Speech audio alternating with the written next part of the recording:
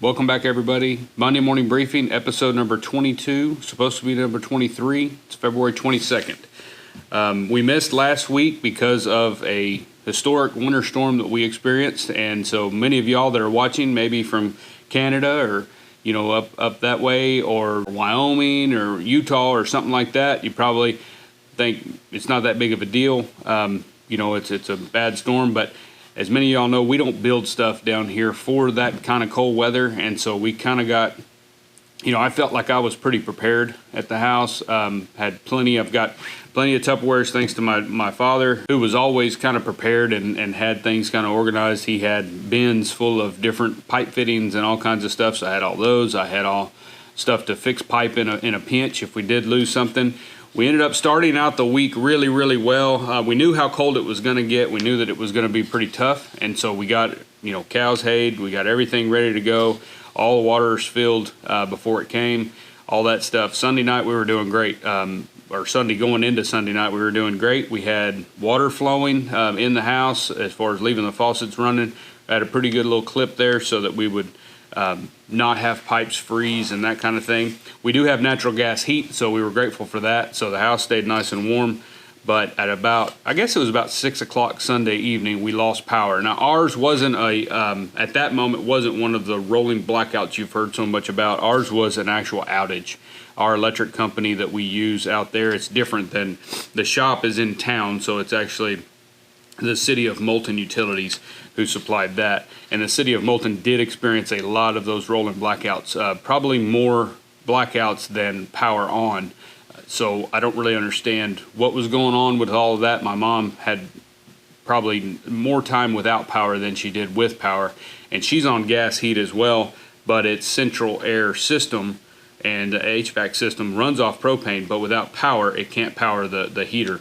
And so luckily she still had one of the Dearborn type, floor heaters that's plugged into the gas lines. So she was able to stay somewhat warm, but her house is big and it wasn't enough to keep the entire house warm. She survived. She's pretty tough and she made it through. We had that and had some water issues. She had pipes break right off the bat. Some of her stuff is actually attached to the side of the house, and when it's attached like that and it's not buried, I guess it breaks a lot easier. But a lot of her stuff is older too, and so those pipes were just brittle, and it didn't take a whole lot to go ahead and bust those. We checked in on her 3 or 4 times during that week. We tried to come into town, and whenever the sun was out and we could kind of make our way down the road and get into town and check on her. But Sunday night for us, about 6 o'clock, I guess, we had that outage, and so we lost power. And I'm on a well out there. We've actually got 2 wells on the property, and I had heat lamps and little space heaters, all electric, inside those well houses to try to keep those warm because I didn't want to lose our wells, obviously.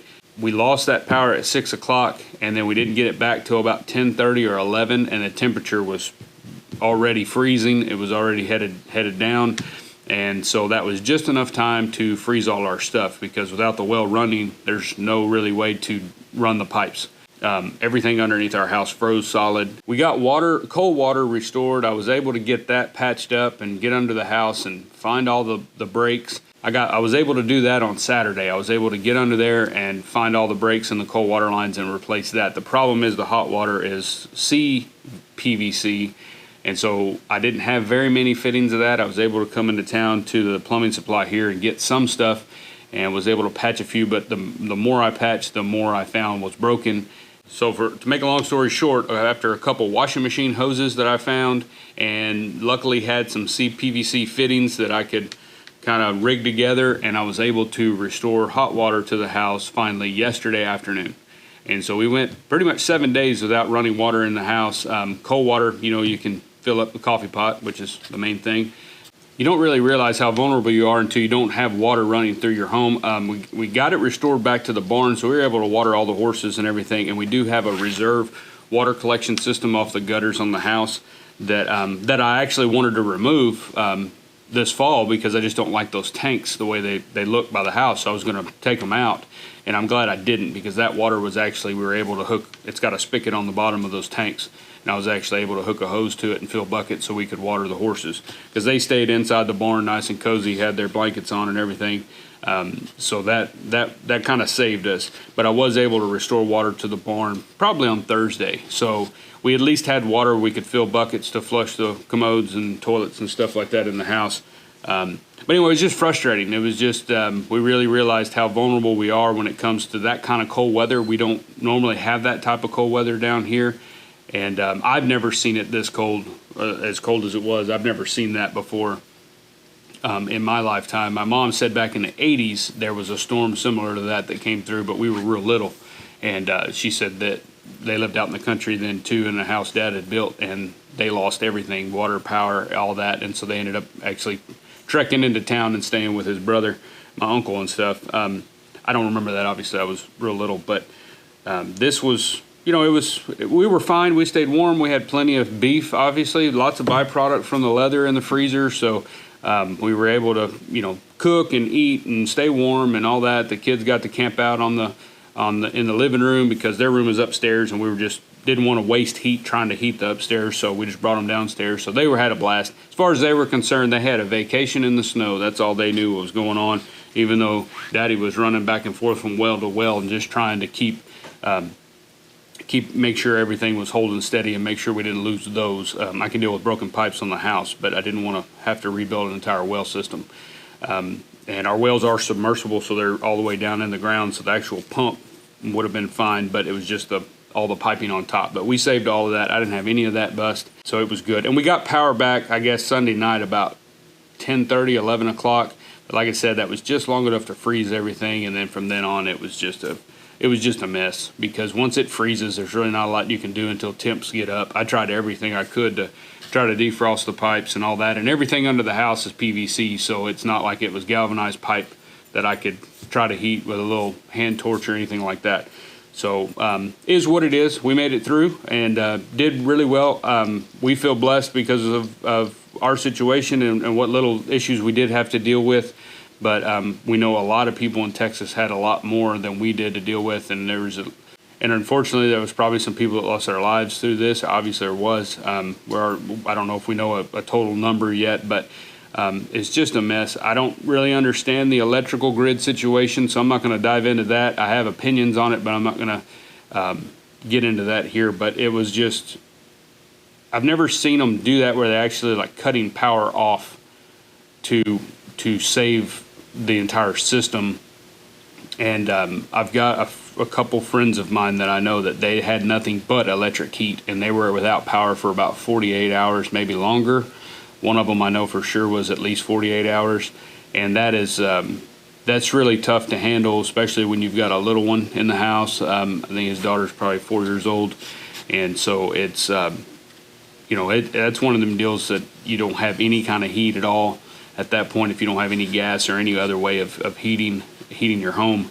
But our thoughts and prayers go out to all those that had to deal with way more than we did, and for everybody that was involved with this deal, and all the first responders that were out there working through all this. And we even at the house, we saw a couple ambulances going down our county road out there, which was pretty icy, and they were trying to, I don't know what happened, but it's like those guys are still out there working. The linemen, for sure, all of those guys are great. They were out there constantly. I think they were out there for probably 4 days straight, just fixing and fixing and fixing whatever broke, especially with our electric company. There was a lot of outages, and they covered a lot of areas, so those guys were back and forth all the time, and they were really quick to get everything back online as fast as they could. And so we want to really thank them, especially, and for the plumbers that are going to be, the plumbing industry is going to be busy. We tried to get some parts here. We've got a really good supply house here for parts and stuff, but they were out of most of the common stuff because everybody's stuff broke, mainly hot water lines and stuff. So I actually got online and for yesterday, because it was just going to run to, there's a Home Depot in Victoria, which is about an hour from us, so not too bad. Roads are great here. Everything's thawed off. It's actually got kind of warm yesterday.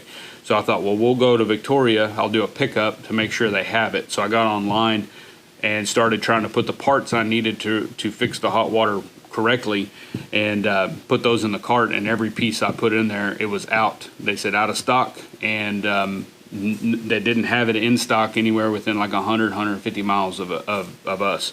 And so I said, well, that's probably going to be the case all across the state, because it's not like we can just run to Seguin, which is a little further, or even Bryan College Station. Every county in the state of Texas was below freezing. Every county in the state of Texas is probably having those issues, especially where I grew up, even further south. If we ever had one full day of freeze, it was pretty tough. That was a big freeze for us. And so this kind of freeze here, I don't think anybody was truly prepared for something like that. I do have a lot of friends of mine, though, that had everything going. They didn't lose power. They were able to keep water flowing and all that. They didn't lose any electricity. So it was really weird how they how they did the blackout things or whatever they were doing, because I know people that didn't lose power one time, and then other people that didn't have it for 3 days. So I don't really understand how that deal works. I don't know what's going on with that, but it was definitely a limiting factor in this whole ordeal. I think if power would have remained on the entire time, most people wouldn't have had the issues or the problems that we had. And I want to thank everybody online that sent me messages, checking on us or whatever. Like I said, we were fine. We were just frustrated, that's all. But we were absolutely fine, staying warm, and ate plenty of food. So we were good. We had plenty of drinking water and all that stuff. But I especially want to thank the northern guys that were sending me tips on not only preparation, but also like some patchwork stuff. Some guys sent me some tips on, hey, if this is broke or whatever. We had a couple plumbers on there too. That's what they actually do. They do leather work, but their day job is a plumber. And so they were like, hey, if you need to do this, you can try this, try that. So I was getting a lot of good tips, a lot of good information for the future. So we're definitely making our winter preparedness list now. And I've started that. Like every time I would think of something that I wish I'd have had during the moment, because that's when you need to write it down, is during the moment, because that's when you're thinking of all the things like, if I had that, I could make this work.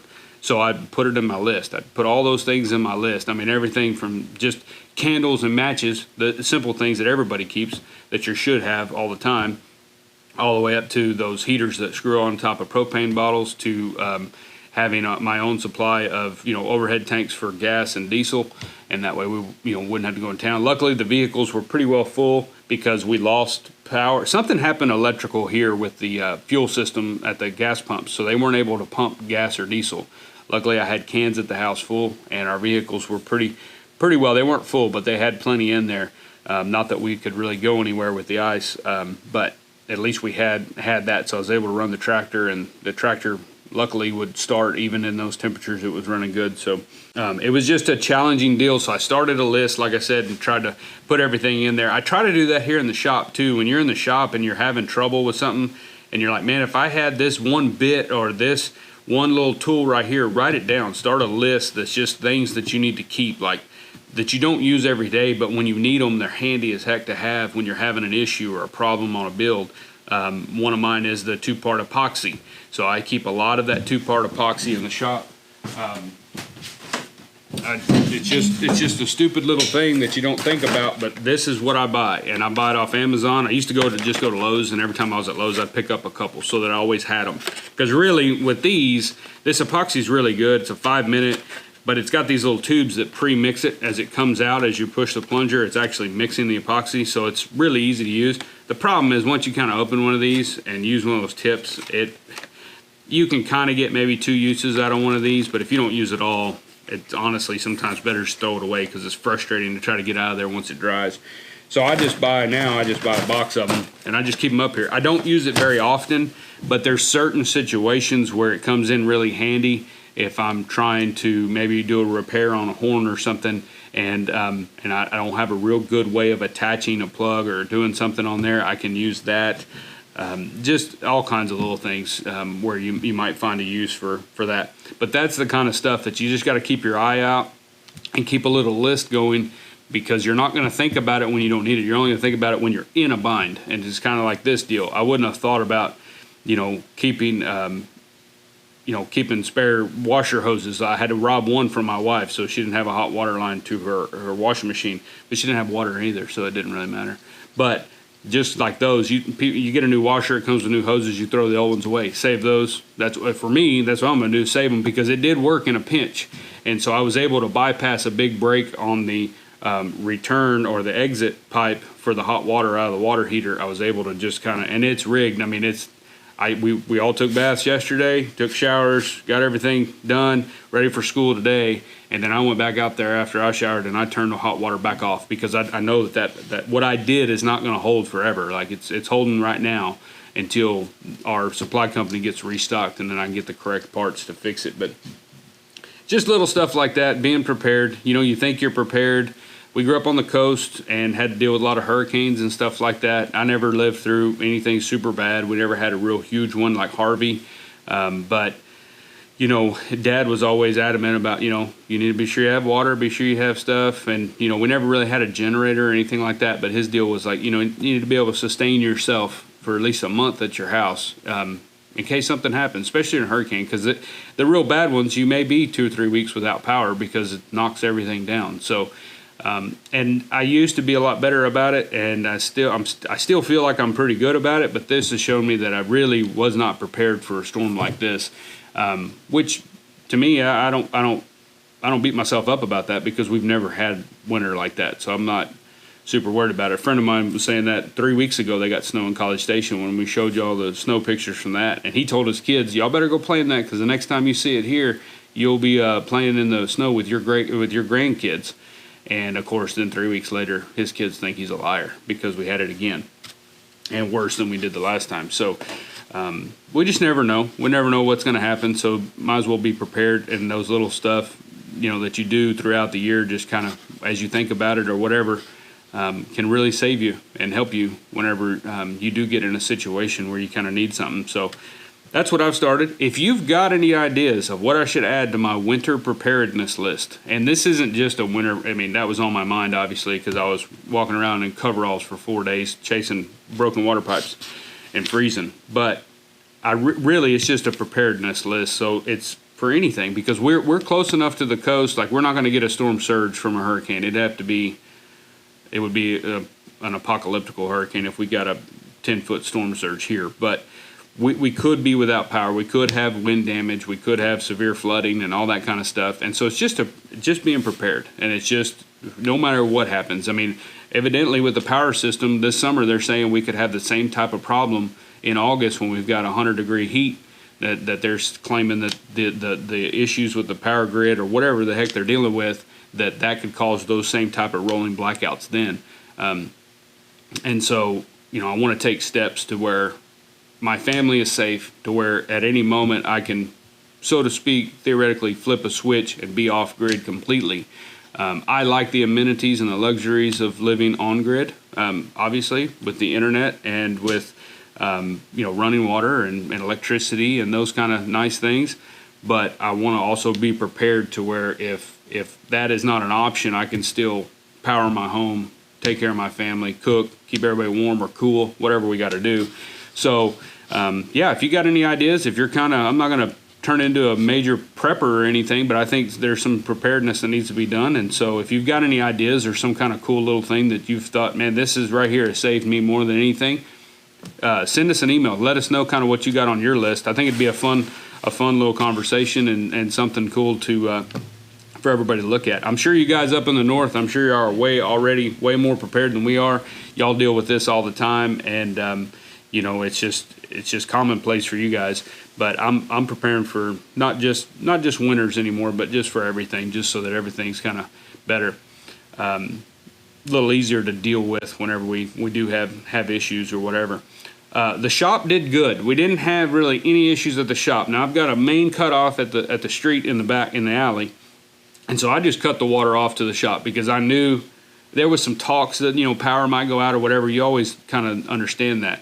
And I thought if the power goes out and my heaters don't run in here and keep the building warm, I'm not really sure yet where all the water lines are. I don't have a lot of water running in this building, but I thought I don't want it flooding my shop. I've had my shop flood before. I had a water line break at the old shop where we first started, and it flooded the entire front end of that building. I had about 8 inches of water in all in the front, in the floor. It ruined everything in there. Anything that was on the floor got ruined. And so I already had kind of a weird feeling about that. I didn't want that to happen here. So what I did was I just cut the water off, bled the lines, everything was good. Shouldn't have had any breakage. And so when we first came up here and checked on it, I guess that was probably Tuesday, we were able to kind of navigate the road and get over here and check on the shop and check on Mom, and everything was good. No issues. Then I think it was Wednesday afternoon, we came back up here. It was we had a little bit more sunlight and things were starting to melt off a little bit, and we came in and I had a bunch of water on the retail floor. And we'll go out there and I'll show you, but I had water all over the floor and couldn't figure out where it was coming from. But it wasn't a pipe. Let's go look at that. So this building has a gutter. The building's obviously my neighbors on each side of me. We share a wall. Well, not the orthodontist. There's actually a little alley back there. But this one over here. But it's basically a brick wall, and the roof is set down inside or lower than those actual exterior walls. And so there's a gutter, and the gutter runs from the front all the way to the back where the metal building starts, one on each side, the full length of the building. And they exit out the front, and then it drains down the canopy. I really don't like that because it's that water during the spring and summer and stuff, that water splashes on the street and then splashes up on the rock and it stains the rock. So I would like to change that and gutter that, put a gutter out there and have it drain correctly. But evidently with all the snow and freezing rain that we had and all that, those gutters filled with ice, and the ends of both of these gutters had a big glacier iceberg thing that was frozen at the end of the gutter, so it wasn't able to drain. And I guess as it started melting, somebody commented or sent me a message on Instagram or something and told me there's a word for that, but what they call it. But anyway, it started to melt, and I knew right when I came in here there was water dripping all across the ceiling and down here. So it was on each side of the retail floor by the front door. There was a bunch of water, not like flooding, but just water dripping down all over. And the saddles that were here in the window and the belts that were over there and some stuff got wet. One saddle got really wet. Luckily it didn't stain, so we're able to save that. Did have it ran down the wall over here on this side as well, and it was running down the wall, and it kind of got on a few of the caps and stuff, so we'll address that here pretty quick. But anyway, so we had that kind of water. I didn't know where it's coming from at first, but what was happening, the best I can figure, sounds like that's what it did, is that it couldn't drain and the ice was melting, and so it was running up underneath the flashing, I guess, where that gutter ties into the roof line, and coming down the wall, leaching down the wall. The front of the building, the bricks, you could see the water, absorbed into the brick all the way down the front on both sides. And so it was just running down the wall, and as it would run down the wall up high, some of it would leach into these ceiling tiles and then come, I guess, just migrate across and then drip down. But you can see here how these ceiling tiles are all stained. Those were bright white, they were clean. Not my favorite ceiling, we've talked about that before, but now they're really stained. They've got just soil marks all over them, so we're gonna have to change those out and that kind of deal. I was glad to know that it wasn't a pipe, but it was frustrating. It was like, man, how do you stop that? We ended up I got a long board and was kind of banging underneath the canopy out there and was able to get a lot of snow and ice to slide off of that canopy or that overhang and down onto the street. So that helped the drainage some. And then by the time we came back, I guess Thursday, one of the other side, that one kind of melted and slid out of there. This one over here, we ended up having to get on a ladder, and Claudia actually got up there and with a little shovel and was able to kind of bust some of that loose, and after that it seemed to stop. So we kind of got it broke loose enough, and I think the sun being out, as long as it was and as much as it warmed up, it was able to melt quick enough to where we didn't get too much more in here. But I was really worried there for a little while that we were going to have like the roof fall in, or these ceiling tiles just get so soaking wet and just kind of fall in. A couple of them are kind of warped. They're just junky. I hate those things. But anyway, we'll try to replace them for now because I can't do the entire ceiling at the moment. But that's not too bad. Some of the deer got some water on them too, but it wasn't horrible, and it's not anything that we have to throw away or damage or make an insurance claim or anything like that. The floor is fine. We were able to dry it up. All in all, it wasn't that bad. I mean, like I said, we don't have anything we've got to just throw away that's trash or anything like that. Nothing really got ruined. Even that saddle that got most of the water, this one here got a bunch, but it's so dark you can't really tell if it hurt it at all. The other one, I was really worried it was going to stain, but it's been back there drying, and I kind of misted it down and tried to soak it as best I could, and it's back. It's fine. It's maybe got a few little spots on there that you can see a little bit of the stain, but what I'm going to do is just do a clean oil and polish on it. We'll go ahead and wreck it out and wash it completely and do all that, and I think once you oil it and everything, it'll look fine. It didn't get hurt at all. But the floor is fine. We were able to dry up all that water, and so I've got a couple little spots there where this isn't Pergo. This isn't really nice laminate flooring. It's just flooring I bought at Home Depot that was reasonably priced, and so all that water. I'm sure I'll have a couple little spots there where it'll try to curl up a little bit. But all in all, it looks great. It's dirty as heck in here because we've been in here with rubber boots and muddy feet and everything else, trying to get everything fixed up. And right now we just kind of pushed everything to the middle of the shop when we saw that water, because I knew it was coming down the walls. So we just pushed everything in the middle, and that way we hopefully didn't get any more water, anything else wet, in case it didn't stop. But it looks like we got ahead of it. So again, not a big deal. I feel blessed that that's all we had. That was the only real issue we had at the shop. So I'll take that, because we didn't have any broken pipes or anything, and so it was good. The shop seemed warm every time we came here too, so I'm assuming that it was holding its heat well enough during the outages when we didn't have power, that it didn't really get too cold in here. Because even, I guess Tuesday, the first day I came in here, which they had power when we came, but shortly after we left, Mom said the power went off again for about 5 hours, so 5 or 6 hours. So, but when I was in here, it was nice and warm. I mean, it wasn't 80 degrees, but it wasn't 30 either. So that was a good deal. So with all that being said, what have I been working on? Nothing. I didn't do anything last week. When this thing started, I thought we'll freeze. I may get to work back Wednesday, get back at it, because we had a lot of stuff to do, like we talked about on our last video.